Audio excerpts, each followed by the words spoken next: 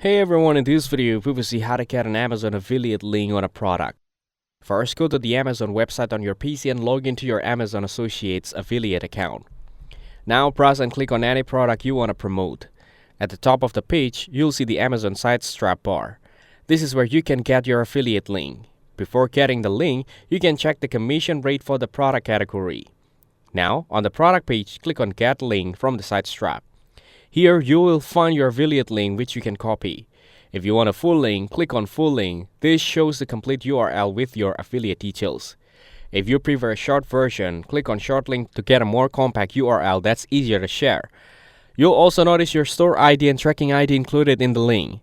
This helps you keep track of clicks and commissions in your affiliate reports.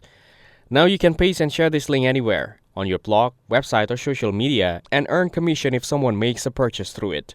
Thanks for watching. Make sure to like and subscribe.